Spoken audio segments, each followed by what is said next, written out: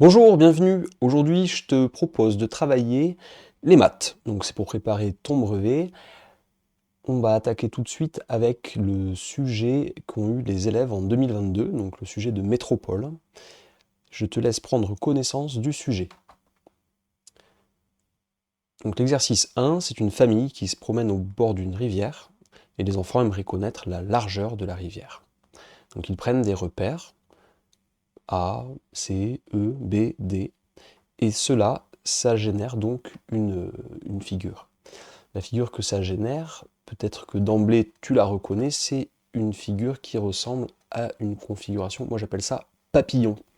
Donc moi dès que je vois une configuration de type papillon, je me dis ouf, il doit y avoir des droites parallèles, on va pouvoir utiliser le théorème de Thalès.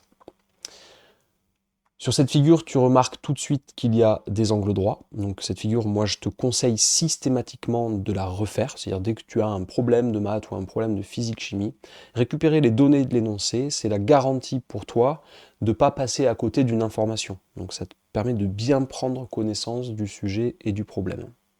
Tu remarqueras ici que les mesures sont en pas. Donc la distance AE qui est ici, elle fait 20 pas.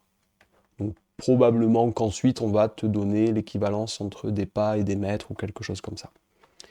La distance BD, elle fait 1 pas. Et puis la distance EB fait 5 pas. Donc une fois que tu as bien reproduit la figure et que tu as bien analysé l'énoncé, je te propose de mettre la vidéo en pause et de commencer à répondre aux questions. Tant que tu y arrives, tu continues. Si tu bloques, tu relances la vidéo parce que moi, je continue à corriger dans la foulée. Alors, pour la question 1, on te demande de démontrer que les droites AC et BD sont parallèles. Tu dois utiliser la propriété qui dit que si deux droites sont perpendiculaires à une même troisième droite, alors ces deux droites sont parallèles. Donc ici, on a la droite AC qui est perpendiculaire à la droite AB. Et on a également la droite AB qui est perpendiculaire à la droite BD. Donc AC et BD sont toutes les deux des droites parallèles à la droite AB. Donc AC et BD sont parallèles entre elles. Au final, donc ta propriété, c'est de dire que deux droites qui sont perpendiculaires à une même troisième droite, elles sont parallèles entre elles.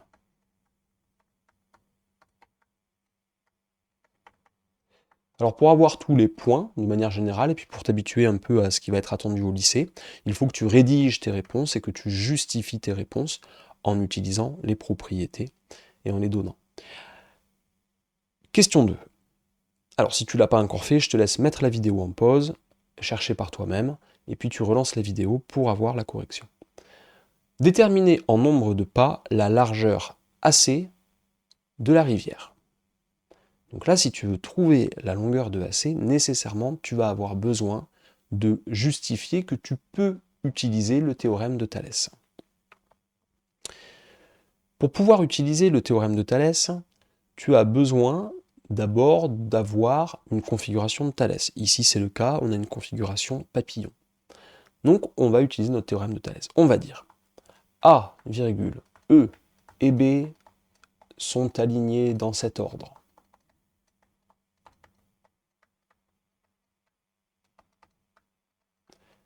Et puis, on va dire C, E et D sont alignés dans cet ordre. Et comme on a montré à la question 1 que AC et BD étaient parallèles, et bien ici on rappelle que AC parallèle à BD. Donc là on a vraiment posé tous les éléments qui nous permettent de poser les égalités qu'on retrouve dans ce triangle, c'est-à-dire les rapports EB sur EA, le rapport EB sur EA qui est donc égal à ED sur EC, qui est égal au rapport BD sur AC. ce que je te conseille de faire systématiquement, que tu aies une configuration de type papillon comme ça, ou une configuration plus classique, c'est, dans le cas de la configuration papillon, de partir du centre. Tu fais petit côté sur son grand côté, petit côté sur son grand côté, et petit côté sur grand côté, pour pas te tromper. Il n'y a pas de place pour l'improvisation ici. Si tu as une configuration comme ici, là, avec le triangle et une parallèle, tu pars du sommet qui est là, tu fais ce côté sur ce côté égale ce côté sur ce côté égale ce côté sur ce côté. Voilà, pour pas te tromper, pas donner des points gratuitement dans ce genre d'épreuve. Maintenant, nous, ce qu'on veut, c'est connaître la longueur AC, c'est-à-dire celle qui est là. La longueur AC, pour la déterminer, je vais donc chercher à utiliser la valeur d'un des deux autres rapports. Étant donné qu'on connaît la distance EB qui est ici, qui vaut 5 pas, et qu'on connaît la distance AE qui est ici, qui vaut 20 pas, on a donc 5 sur 20, ce qui est égal à 1 sur 4, et on sait que 1 sur 4, donc, ça va être égal à BD sur AC. Je vais donc utiliser cette égalité. En utilisant le produit en croix, tu dis que 1 fois AC est égal à 4 fois BD, donc ton BD va être égal à AC sur 4. Donc le produit en croix, tchac, tchac, tchac, tchac. D'accord? BD égale AC sur 4, BD est égal... c'est AC que je voulais, pardon, donc BD est égal, donc 4 fois BD est égal à AC. Du coup, BD vaut 1 pas, donc AC vaut 4 pas. On a donc trouvé la largeur de la rivière qui vaut 4 pas.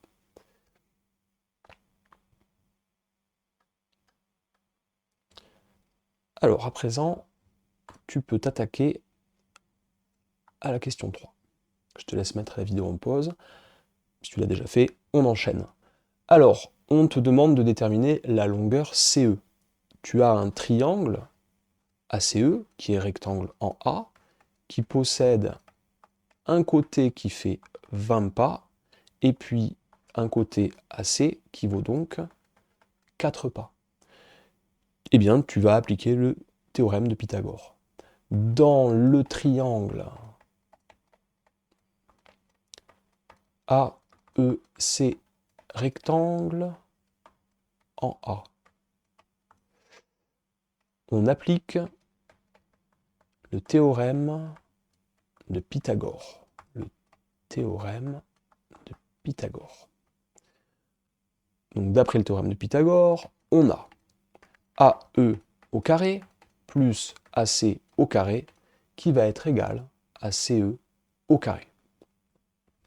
C'est-à-dire 20 au carré plus 4 au carré égale CE au carré. Alors, petite remarque, 20 au carré, c'est 20 fois 20, c'est la même chose que faire 20 fois 2 fois 10, parce que 2 fois 10, ça fait 20. 20 fois 2, ça fait 40, et 40 fois 10, ça revient à ajouter un 0 après le 40, et donc ça fait 400. Et 4 au carré, ça fait 16. Donc ça nous donne CE au carré égale 416. On a donc CE qui vaut la racine carrée de 416, ce qui nous donne environ 20,396 mètres pour la distance CE.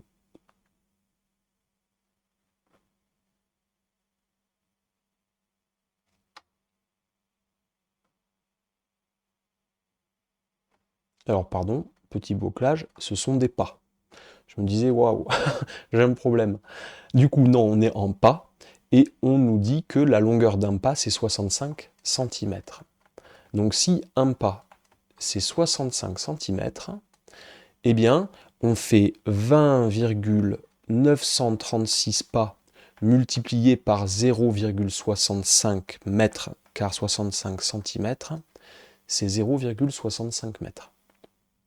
Donc 20,936 fois 0,65, ça nous donne 13,9 608. Je ne suis pas satisfait. Alors, pourquoi je ne suis pas satisfait? Parce que il faut que je refasse la racine carrée de 416 et que je ne prenne surtout pas une valeur approchée avec des pas. Je garde la valeur exacte que me donne la calculatrice. Je multiplie par 0,65 et là, je vais obtenir mon résultat correct, c'est-à-dire racine de 416 multiplié par 0,65 est égal à 13,257 mètres. Et comme on nous dit d'arrondir au décimètre près, eh bien 257 c'est plus proche de 0,26 et donc on obtient 13,3 mètres. Voilà, donc là, petit point de vigilance, hein. Donc il faut faire attention, exactement comme j'ai été très vigilant, faire attention à ce qu'on nous demande. Donc là, on nous demandait la distance en mètres, et moi j'étais resté sur les pas. Et comme j'ai voulu arrondir trop rapidement ce que j'avais trouvé en faisant racine de 416, eh bien je me suis fait avoir. Je ne sais pas si je vais avoir mon brevet. Bon, en tout cas, l'un des enfants lâche un bâton dans la rivière au niveau du point E. Avec le courant, le bâton se déplace en ligne droite et il lui faut un temps t qui vaut 5 secondes pour arriver jusqu'au point C.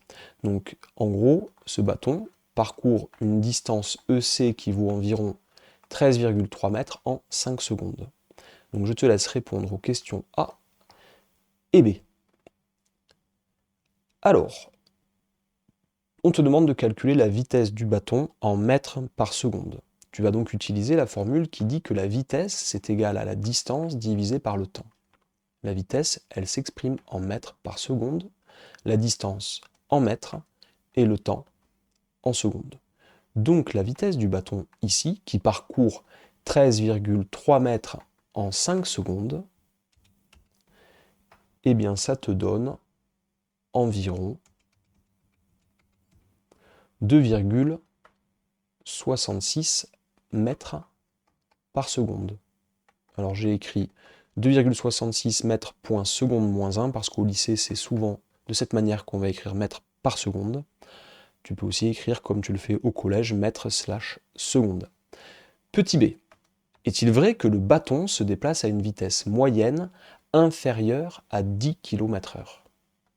Alors, une vitesse, lorsqu'elle est en mètres par seconde, peut être convertie très rapidement en kilomètres par heure, simplement en multipliant par 3,6.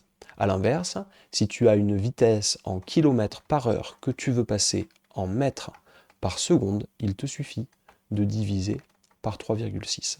Alors pourquoi ce 3,6? Parce que quand on passe de kilomètres en mètres dans 1 kilomètre, il y a 1000 mètres.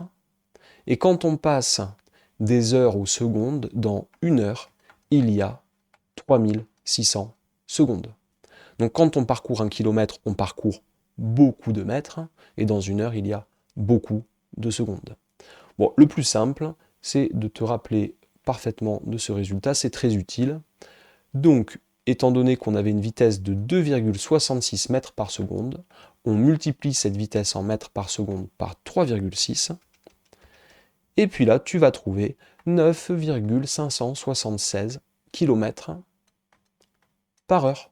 Donc il est vrai que le bâton se déplace à une vitesse moyenne qui est inférieure à 10 km par heure. Eh bien écoute, j'espère que cette correction va t'aider et que ça t'a plu. La suite dans une prochaine vidéo pour la correction de l'exercice 2. Et puis je te souhaite une très bonne journée. À bientôt!